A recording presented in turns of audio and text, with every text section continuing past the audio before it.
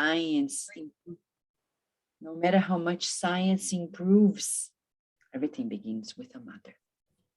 No matter our freedom of orientation, bisexual couples, homosexual couples, heterosexual couples, transgender couples, everything begins with a woman, and we need a woman to gestate a human being. Whether she's gestating as a surrogate for somebody else, or she is doing it for herself and her family. We need to appreciate the woman for the bravery of deciding to give birth to a new being. We as spiritists understand that life does not begin in the physical body. It begins in the spirit, and it's connected. So I'm going to show a few slides just to help us out so we can engage into visualizing what it is. So the first step of our lives is not actually in childhood. Let me just go back here. It all begins, trying to go to the first slide. Prenatal education. Everything begins in the womb. Well, actually, before the first cell, how do we reincarnate?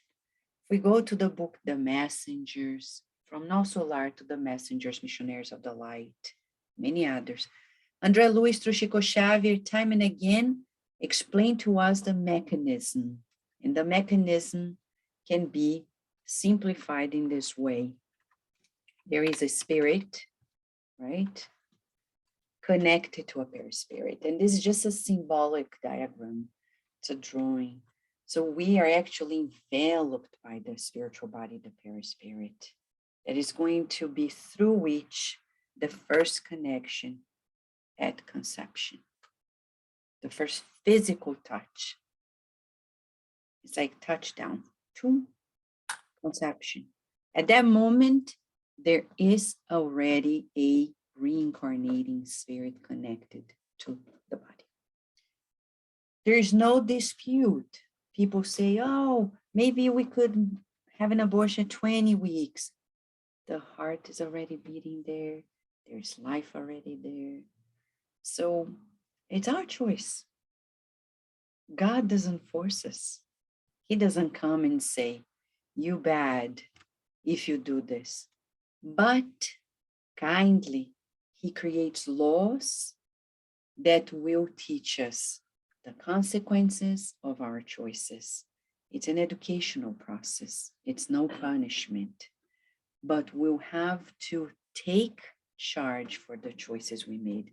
When we choose to give room to that moment, from conception to the next steps, the perispiritual immersion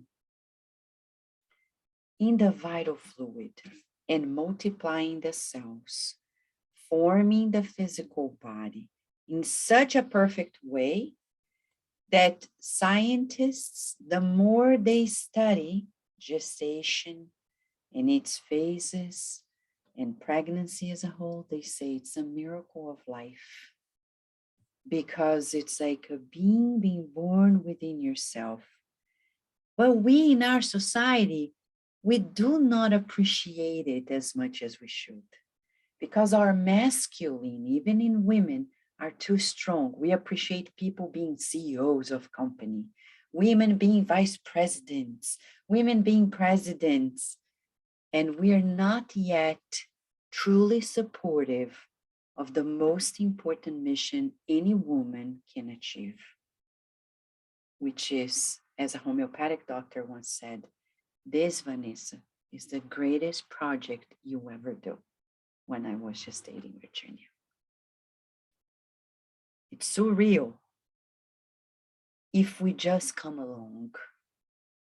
And the good spirits will say that there is a gradual materialization of the spirit through every gestational step and the growth in the first 7 years of life. the spirit is coming closer and closer and closer to the material realm, awakening to their new reality. The more they grow, the more they forget the past. The younger they are, the closer they are still to the spiritual realm, till it's completed at birth in a way. And once the baby is born, the growth and the unfoldment of all the potentialities, or the potentialities that are allowed, will come true. So it's a very, very important creation of God. Incarnation, reincarnation. It's so divine that it makes us feel like it's bigger than our capabilities. I appreciate very much when people come to a point that they understand the responsibility of being a parent and they say, Vanessa, I'm a little afraid. What if I'm not going to be a good parent? I say, it's good that you're being responsible, that you're not being careless and saying, yeah, I don't care, everything's going to be fine. No, we have to be very diligent because we're talking about a life that is temporarily granted to us, and saying, as if God is saying, can you please take care of this child of mine? Can you love this child? Can you care for this child? And what do we usually do? Yeah, well. And then the baby is born. The first thing we do, child care. The second thing we do, people start drinking all over again. And they start thinking, I can't wait for them to be out of my door when they are 18. This is the nonsensical society, schizophrenic society that we are. They dream on being a parent. The minute they have a child, many people are already counting the days for them to be free of the responsibility. It doesn't make any sense. No wonders we see shootings in schools. Children and teenagers carrying crazy warlike guns to schools to shoot and deliver the carnage that we saw last week and the previous month. And for more than hundreds of times since the first one started 20 years ago. Why is this happening? People think it's about gun control. It's not only about that. It's mainly about family, because parents distance themselves from children as they grow up. They say, yeah, no, they're independent. And parents tell me, they come home, the children come home before the parents do.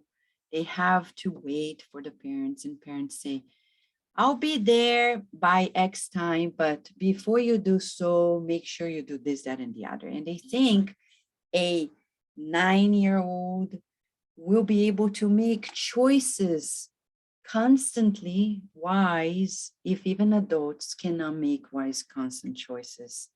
So we're still very, very, very incoherent because we don't understand. In Spiritism, the science of the spirits invites us to a new take on reincarnation and parenting. It says to us that basically we need to be in a school of parenthood. Spiritism talks about that, but other non-spiritist authors like the amazing Mimi Do, she wrote a book named 10 Spiritual Principles, for Spiritual Parenting. It was way back when she published it. And it's simple, but it's a good start. We took 7 steps according to several books, but we would say the most important one is the approach. Euripides Barçanufo, the educator par excellence in terms of Spiritism. He created the first Spiritist school in the world. which still exists to date and well succeeding in its beautiful progress. I visited it years ago. I still have weekly contact with the director of the schools, his great grandniece, Alzira, and they are doing phenomenal work preparing educators, helping parents, helping children, hundreds of children, year after year, and spreading this awareness to others in the Spiritist movement and beyond it. Euripides Barçanufo taught us something quite unique, that the approach with the child is spirit to spirit. If you look at the child looking at the body, many parents will do what I used to see when Virginia was a baby. Oh, you talk to your baby, of course, but they don't talk back. I said, okay, that's great, because it's their time to learn. Yeah. Right, Virginia? When you can't talk, you can't help it, but just listen. And parents think, I'm going to talk to them when they are 18. 18, they don't want to listen to you anymore. For some people. For some people, right? You would. All right, that's smart. But there you go. We are thinking, we talk, because we're not talking to the body of the baby, we're talking to the spirit. So when we are nursing the baby, for example, Mentor Joseph used to say, think of André Louis' book when he taught us about the peace when we are eating. You can't be tense, you can't be nervous. So he said, every time you nurse Virginia, you open the gospel according to Spiritism and you read a message, either out loud or to yourself, but meanwhile you nurse. Yes. It's like when you talk to a dog, they're not talking back in your language. Yeah, but they talk. But they like communicate. Are kind of communicating, but like not always. Right, but you feel it, the connection, right? You're right. So Virginia is here. If you want to come closer, you can. So they can see you. It's like you're not a discarnate spirit. You're reincarnated. There you go. You can say hi. So you can be here closer. It's okay. You can help. So we look at the child, not like a child, but like a millennial spirit who has lived many lives and is just coming back to their senses, literally, and saying, oh, okay, that's a new life. So I'm no longer whom I was. Who am I then again? The teenager years, right? Like, who am I again? Oh, Virginia. And then you'll be 13, 14, 15, 16. But for now, you're like, oh my gosh, I'm here reincarnated, right? Yeah. What is the feeling? You're reincarnated. You like being reincarnated? Yeah. It feels good. It feels good? Okay. Sometimes. Sometimes it's hard, right? Very hard. Yeah. It's interesting. So it's important to listen, to validate. And I've been learning with the educators of Euripides Barçanufo's approach. They have been teaching us about the pedagogy of love. Something for us to learn, because sometimes our child says something or does something that makes us really worried about. I will share something Virginia allows me. Remember when you said that your friends in third grade were talking about drinking wine? Oh yeah, some of my classmates have actually tried wine, champagne, or something. They have. Yeah. Virginia brought it to us. We were. I was like, no, don't tell me the it's okay. part. Don't say the Yeah. name. I was like, I heard that and I suddenly freaked out. I was like, oh my gosh. She literally wasn't talking. Yeah, I couldn't breathe. I said, I can't believe third graders are talking about this. What did your teacher say? She said to stop. She just said to talking stop. about- And then immediately, what comes to our parents' mind? And I'll share this in front of Virginia. Oh my gosh, what do I need to do? Are they going to be an alcoholic one day? So we start panicking, going desperate, as if we don't believe in the child of God that is with us. Because, first of all, they are children of God, not ours. Second, God entrusted them to us, believing in our potential. Third, they have guardian angels that are phenomenal, taking care of them. So why panic? There's no reason to go desperate, even when things are going to a wrong direction. It's like we refer to God and say, let us see if there is another way. So it's important to be very diligent with our emotions in that regard, to be always double checking, like, what am I feeling? Because if we parents are unaware of our feelings, we start acting out. But we are allowed, right? Because we're adults. Children are not allowed to act out. Yes, we are. I mean, you may, but you know, people are like, oh, they're acting out, but adults do too, right? Sometimes they are upset and they are not They act- in their best mood. Some adults freak out way more than kids. Right? It's way more dramatic. Way more dramatic. It is true. So there you go. You have a friend here. Okay. See? So it's important for us to see where we are to be able to communicate and feel the connection and trust their potential in this reincarnation.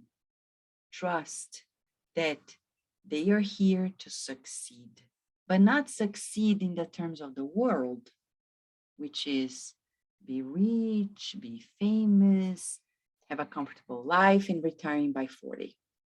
No, that's not exactly a successful life. Successful life. Especially the last thing you said. Yeah, retiring at 40. It's like, that's ridiculous. It is. Why? It's ridiculous. That's way too young. Way too young. Why are you going to stop working, right? Why? Especially if you love what you're doing. Exactly. Doesn't make any sense.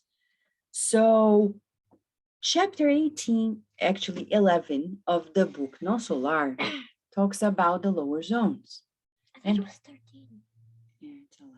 Oh. And then we're surprised to learn with Lysias and André Luiz that we often fail because we don't fulfill our duties. And the duties here, the duties of the heart, the duties of love. So, what to do when we realize that our children are not our best friends from previous lives? If they are best friends, it's easier. Way easier. Right? But let's say we're not very good friends and we recognize that our relationship is Horrible. Yeah. What to do? It's hard because we're talking about a vibrational shock. Sometimes without words, they clash.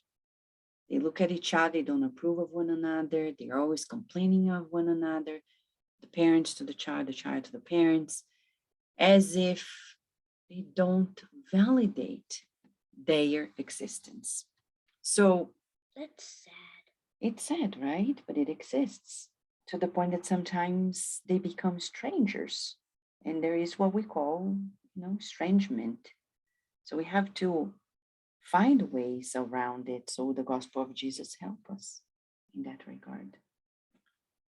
Pestalozzi, who taught Allan Kardec so much, he was the first one to say that our relationship with children encompass work because it's labor intensive. What's labor intensive?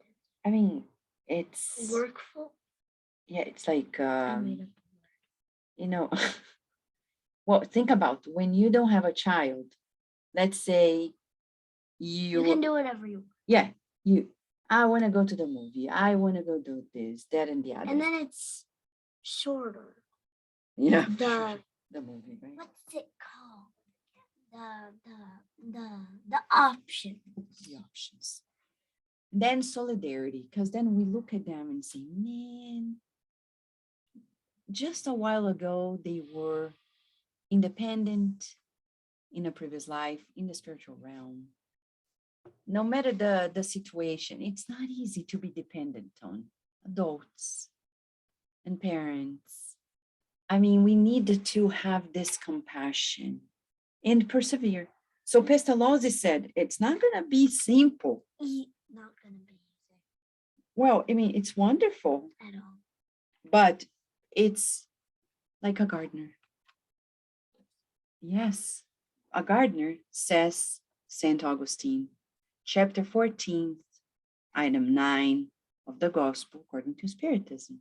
He says, parents should be like gardeners, taking care of their children, observing what they need, the details. Anything that goes wrong, quickly go there and adjust.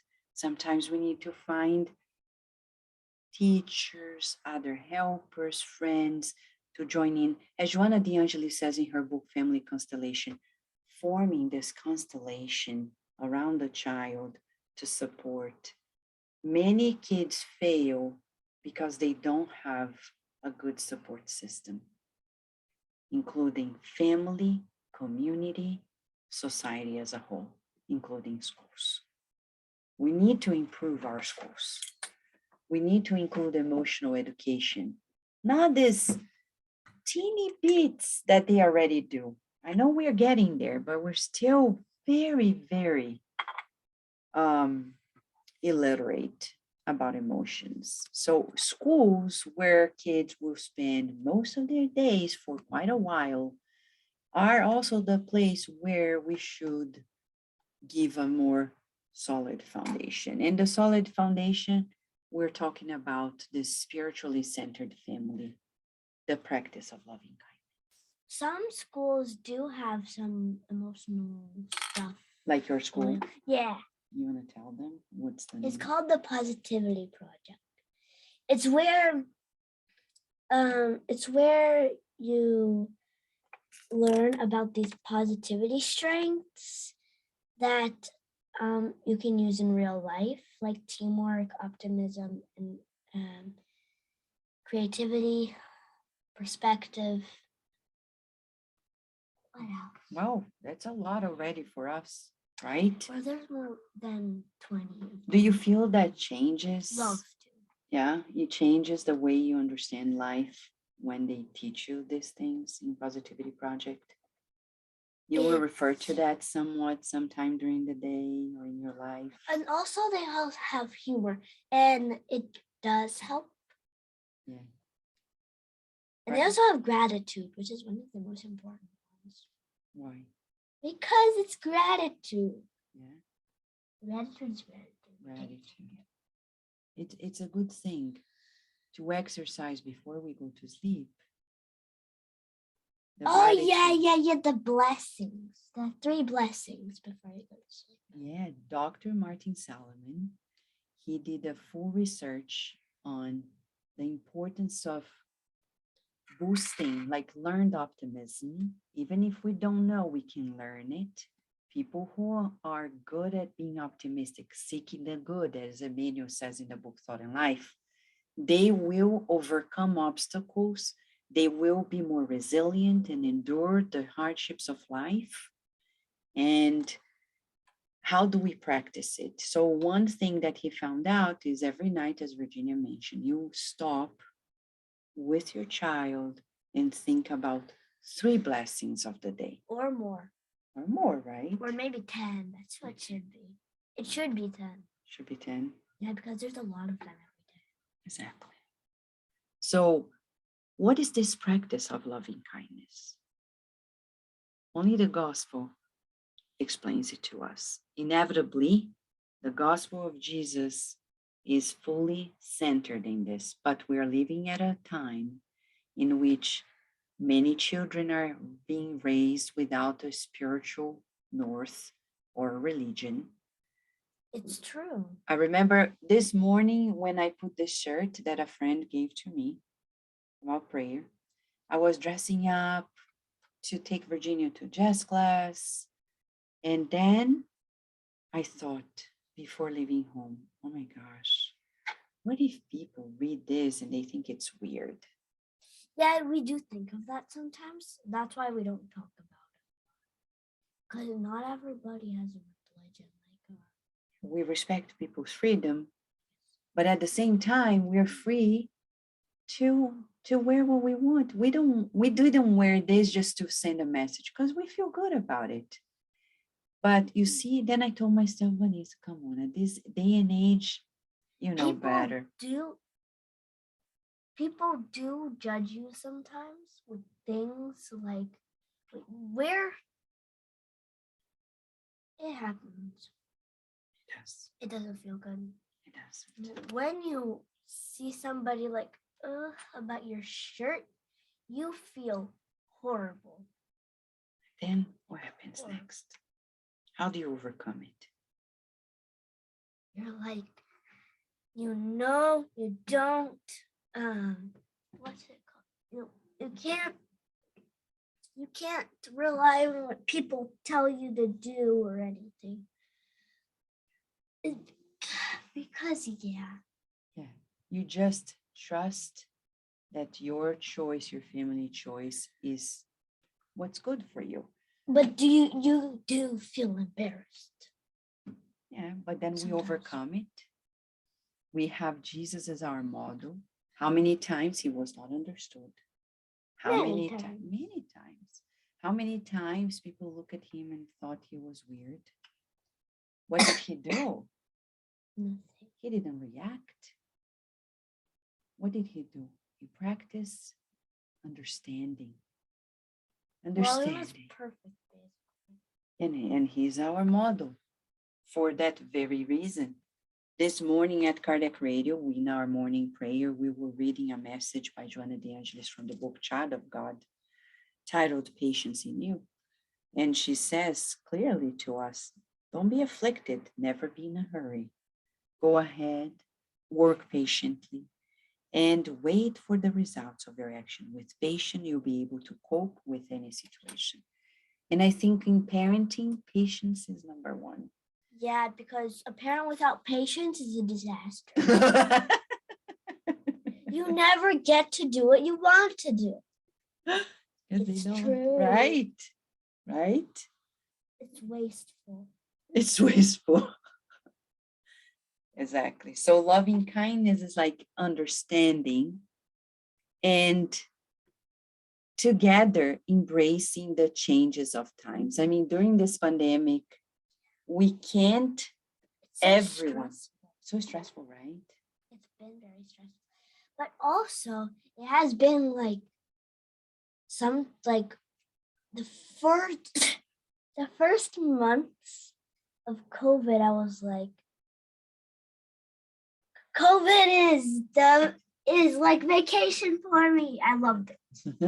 I loved it. At first, right? At first. Yes. But now it's so stressful. But now it's like getting used to everybody all together. It's great, but at the same time, it's like, oh man, I don't have a break anymore. We're there from 8 to 3 or longer, right? So then in the family, we all need to practice what Deepak Chopra wrote, Wisdom of Uncertainty. Such an interesting thing that he did with his own children. He used to teach them every year, the blessing of uncertainty. Because he says, look at this. In the wisdom of uncertainty lies the liberation of our past, of the unknown, which is the prison of the past conditioning. He wrote this in the book, 7 Laws for Spiritual Success.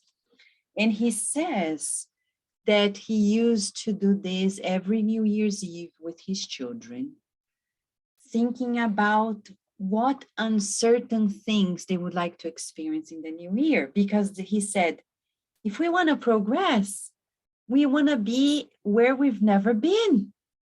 Because if we are where we know, that means we're not progressing. So teaching our children about the power of the unknown, the power of uncertainty, and say, if these are crazy times, it must be a good time in the sense of, well, there's something new for me to learn, instead of shutting down, being flexible, and staying stuck in the same old pattern. There was a quote that like every day at our in the morning at school we have a daily quote about the positivity thing. One of them I just remembered is nothing's perfect, but practice makes perfect. Which was what you were talking about, the Jesus thing. That Jesus is perfect because he practiced, and you're right. André Luiz, in the book Evolution into Worlds, he said, we only progress through effort and repetition. Which is practice. Right? Oh. Jinx. All right. Thank you, Virginia, for adding it up. Another step is inevitably the first thing that we do. With the why. It's about caring for the body and spirit. No, but think about this. Why. Yes, but think about this. A baby is born. Of course, the spirit is connected, but you have to take care of that little fragile, beautiful, fluffy body. Doggy.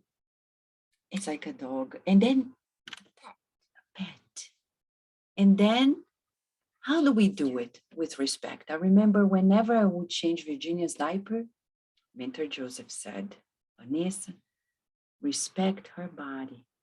Always ask, even if she's a tiny little baby, ask for her permission to clean her, to go there and change her diaper. Because I see when parents are doing this, they're talking, they're being rough, they're fast, and they're like, they get angry. They get angry, like, and they see the poop, the child's poop, and they feel like, right? Ugh. And I mean, we shouldn't. Rude. Psychologically, Rude. there That's are, sad. Yeah, it is sad. Especially when the kid gets sad.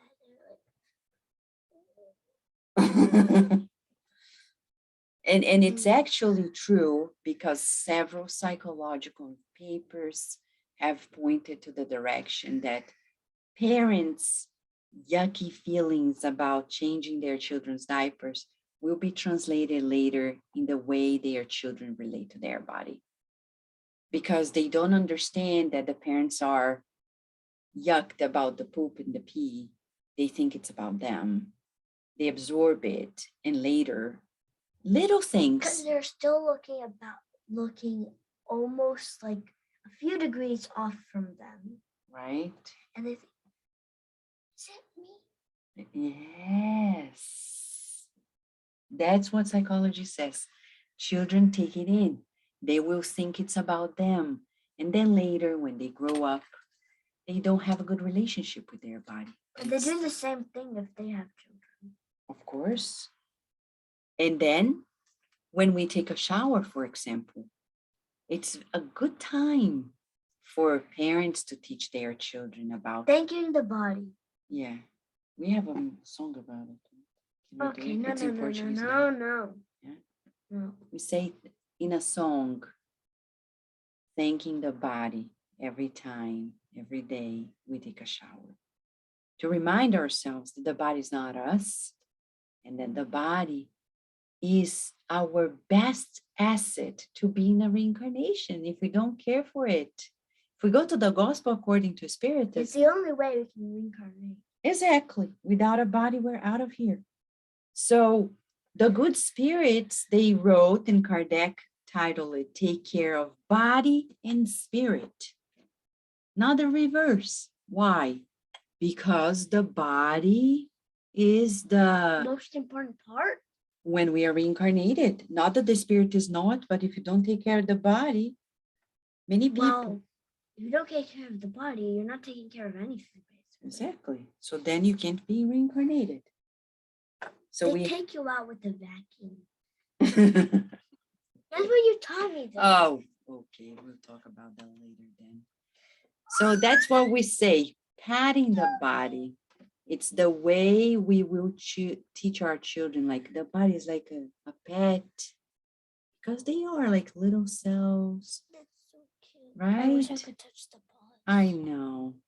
So in this book, Universo Vida, not translated yet, we get to know of this teaching in Spiritism that the food for the body, we know the most essential food is through breathing.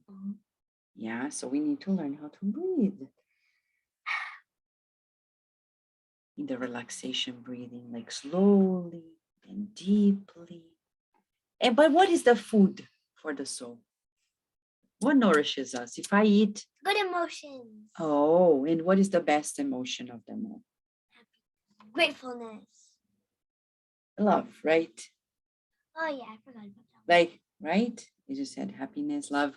Love is also one of the characteristics. Really? Positivity project? It was. Good. Yeah. Cosmic energies of divine essence. So basically what you said, good emotions, good energies. I forgot about that one though. Yeah. I didn't forget about that. But if, Virginia, if I spend the whole day talking negative things, feeling negative, how is my soul, I myself, how am I nourishing myself? No. Of junk Chocolate. But it is considered. Well, it depends. It If it's tastes dark, good. if it's dark chocolate, Not is that healthy. bad. Not that bad. Yeah, I know. The milk It's still chocolate. Yeah. I love milk. Mm.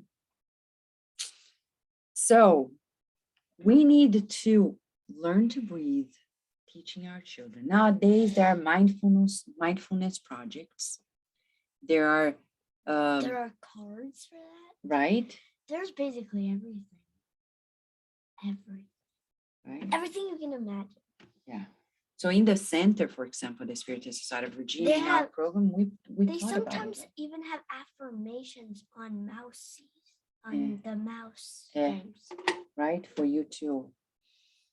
They have coloring books for that. Yeah, for mindfulness, teaching, learning about mindfulness, and drawing, coloring, everything. And doing what Virginia is saying. Exercises to be absorbing these positive vibrations, to be nourished, or will be famished, spiritually speaking. And that's how I see many children who have ADHD, who are thinking of suicide. It's that they are not being fed. The funny thing is that kids now, they like watching suicide. It's true. Yeah. Some of my friends do. They do. Anya. Oh, really? Yeah. Oh, really? She wanted to watch the part of Amadeus that the Salieri almost killed himself. Oh, really? Yeah, she wanted. Mostly the boys. Not all the boys. girls. Oh, really? Wow. See? It's true. Parents allow them to watch stuff like horror stuff, ghosts. I'm scared of that. Well, because the way they portray is not exactly what it is. So as we are marching to... It makes people super scared. The stuff they talk about, people talk about, makes people super scared. It's not healthy. So we have 3 more steps. Teach. Well, we talk about this in a different way. Understand. This is for parents, like do the intelligent sleep. What is this? When you go to sleep, you remind yourself in the child that the guardian angel of theirs is awaiting them to take them Oh, to the yeah. spiritual school. Yeah, Right? that's why you do everything. Right? And then we contemplate, what is he going to teach today? And sometimes you have a guess. Sometimes I'm very curious of things. Like if they're aliens, well, how do you pronounce Old English and stuff? It's the Bermuda Triangle. If they're going to teach that in the spiritual realm, only God knows. But we need to be open to be taken to the higher realms and encourage our children to say, your guardian angel is coming to teach you something. So when you wake up, Drawing perfectly. right, you'll be better in school, in anything, even health when you're sick. Also, like, you tell me, I do really get, like, sometimes even overnight, I get a lot better at biking, Right. mathing. A lot. It must be in the spiritual realm, right? I do get better at stuff overnight. See how God, and I this is grow really overnight, like centimeters. centimeters. So where do we learn this in Spiritism? In the Spirit's book, chapter 8. Chapter 8? Yes, of second part. How did that I not read that? Oh, because that's in the second part. Yes. So then Kardec and the good spirits remind us that it's wise to use our sleep time to potentiate our accomplishments of the soul. Okay? This is the image by the medium Clara Barnett in the beginning of the end of 19th century, beginning of 20th century. Did she die? Yeah, she's discarnated. But now? No. This is a drawing. She was the medium. No, she was the medium. And this spirit doctor, like Andre Lewis. This is her sleeping, right? Yeah, so he drew like we sleeping, the spiritual body emancipating, and the good spirits taking to places in the spiritual realm, basically. And they say in the spirit's book, that's the time when we regain the society of spirits superior to ourselves, talk to them, gain instruction from them. We can encourage our children to those adventures in the spiritual realm. It's like when you take a standardized test. Yeah. The teacher tells you what to do. Yes. Instead of you sometimes just reading. Like when you start a section, she tells you what to do. If it's addition, subtraction, multiplication, division, fractions, whatever. She says what it is. Thank you. Now, let's then move to the final 2 steps as reminders for us. Create new habits. Yes, parenting is about creating new habits. Boosting new habits for that spirit. Well, when we're children, it's kind of easy because they are learning all the time and every day. It's fun to learn. Is it? Some people think I don't like learning. It's sad. I don't like it. It's bad. But that's not me. I love learning, especially science. Yes, right. And math. Basically everything. And I think, Virginia, at the end of the day, many children love it, but the parents do not encourage them. And they don't like it. They come home and they say, oh, this homework is hard. And some parents just say, yeah, don't bother yourself with that much. Yeah, no, go play. So that's the sometimes even the adult wants the kid to have good grades, but they don't reinforce it. Mm-hmm. But they want the good grades. Yeah. And they don't. Sometimes they don't want the good grades. Sometimes they do. They don't. Exactly. It's ignorance. Right. So we need to be open, Virginia, to learn. Kardec said it. Education is about acquiring new habits. You and I will not go back to the spiritual realm successfully in the sense of like clean conscience if we don't acquire new habits. To acquire new habits, we need to be open to the new we need to receive instruction, not necessarily only in school, but including in school, to acquire new habits, and those new habits disciplining ourselves, right? By habits, like you mean just learning things, like new habits, like sketching when you love coloring? Or new habits like, for example, a child that is not used to doing outdoorsy stuff and then become outdoorsy? Yes. That's me. Right? I was not very outdoorsy. Now I'm very outdoorsy. Cool. Maybe not very much, but yeah. But you're open. I'm a little more outdoorsy than I was like. Yeah. How open do you think you are to new things? Scale 0 to 10. Sometimes I'm not very open to new things when I'm sad or I'm not happy. I'm like, but sometimes when I'm like, when it's like an answer to a problem that I'm not happy about, I am open to it. I'm like, this should probably work. I don't know what will happen, but this will probably work. Great. And at the end of especially if it's a teacher or a parent who loves you. Okay. So talking about love, if love is not enough from parents, then there's more to help.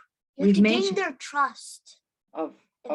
If the child doesn't trust the parent, the child does not succeed. There you go. So then count on the guardian angel's help, the spirit guide.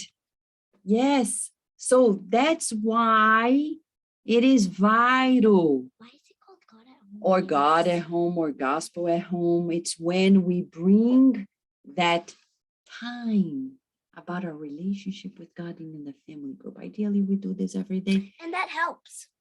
Gain the trust. Right. And that's what St. Augustine says in the gospel. This time is when we are going to be closer. I know we are tired. Sometimes it's the end of the day. We have 10,000 things. Some people, like my best friend, doesn't say everything to their parents. They don't say everything in detail, like straight away, like I do. You do. Sometimes they do hold things back for a little while, but they do say it. Good. Naturally. That's smart. That's smart. I'm like, sometimes I do think, how am I going to say this in a good way? How am I going to say this without hurting anybody? I'm like, wow, this is very hard. It is hard, but that's a good Sometimes thinking. It's like if you're mad at your parents, how can you say it in like the least hurtful way? Or like, how do I say this so they understand what I feel? Exactly. Good job, Virginia. Good point. It's important that you're voicing your side of the parenting relationship, because it's not how to forgive. Right, how to forgive. And that's where we learn. So can you tell them at the God at Home, usually what we do? We watch like videos from Superbook Show. Yeah. About Jesus passages. Yeah. Sometimes we read Louis Hu's books and the materials. Yeah. The last one that we read together was the Kids Nasolar. Yes, by Adeilson Salles. And that's an opportunity. It's just for the child. It's customized. Sometimes, if the child is older, they can read the actual book. But if sometimes it's a little bit too much. So, but like the book that we read in the God at Home, the Kid Learns for Kids, was very subtle, spiky, with some spiky points. Yeah, not like the real Nosolar. Like the Nosolar, like when I first read it, it wasn't very spiky. No, right. It wasn't that. I think some parts of that were a little bit more stronger. Yeah, really? Some parts, just once or Yeah. twice. So it's a good time, and we can do activities at the end or not, or do short quizzes, just talk about something. And then the child helps in the final prayer, giving the water. Also, there's a Superbook app that they have the videos. They have the actual Bible that you can read. Yes. They have games, like activities Yes. on that. Yes. And then you can see the characters. And yeah. It's They have interesting, quizzes about the Bible there, which is good. which is good. Which is great. So Mimi Doe and others, they Oh. talk about meditating, to talk to the guardian angel. It's just we're just bringing one idea of 10,000 things that exist on the internet, YouTube, that people can find, thousands of resources that are available to help boost the spirituality in our children, which is the real direction of the Spiritist parenting. Go ahead. It's a little bit surprising that there's a lot of videos about spiritism. Right? For adults, a little bit more, but less. Yes. So we're gonna stop here and be open if you, Anna, and friends, you think of making comments or asking questions. I don't know what comes next, but we want to stop here. I know there is a lot more for us to share, but for now, that's what we wanted to share. There's some things in chat. Yeah. Thank you so much. I really enjoyed this pair. You guys are awesome. And We didn't Virginia, plan. We didn't plan it. right? No, I didn't. I wasn't planning to come up here and talk so much. you know, this impromptu partnership worked very well. And I have to say, Virginia, you are hired if you want to come any day to present it to our youth group. I think will be awesome. And I'm serious, Vanessa. Maybe we should talk about that. Yes. I think it would be great for the kids to listen to her kind of talking about the positivity and some of the things like that. Be very helpful. That's nice. What do you think? You agree? Yeah. Maybe. The only thing is that we are far away. Yeah. I wish I could fly you over here, but for now we can definitely use Zoom. That's nice. That's a good But, idea. You know, in the center, Anna, we developed a program for teens and the children. Virginia is in the older child. She's 8, turning 9. So it's a group of, But I want to be older in the children. highest group. Well, but and no- Mommy didn't let me. yeah, because they are preteens to teens but both are studying Solar now. And we have adapted lessons chapter by chapter. I'm already pages. reading the real book. You are, On right? the 10th chapter, right? Yes, yes. Because Andrea Lewis is easy. Oh, dang it. The next chapter. Okay. But thank you very much, Vanessa. It was a pleasure to listen to you today. And I think it was very enlightening for many of us who have parents of the importance of kind of bringing a child early on stages to the reality of the spiritual world.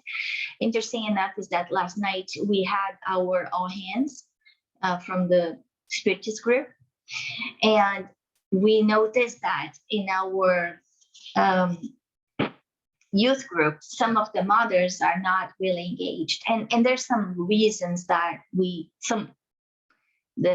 there's a root cause, that we need to work through, and anyways, but we can see the benefit when you bring God early into a child's life. And we see a child like cute pink chicks like this, but you don't know what Virginia was or what my son was in the other life, right? We don't know if they were murderers, corrupted, politicians, or what they did. So it's this this opportunity that we have to basically show the path and kind of a being present, I really put me in thinking in terms of how us parents are not prepared to be parents. Like what you said, we want to have a child, but many times we want the child to fit our schedule instead of us adjusting our schedule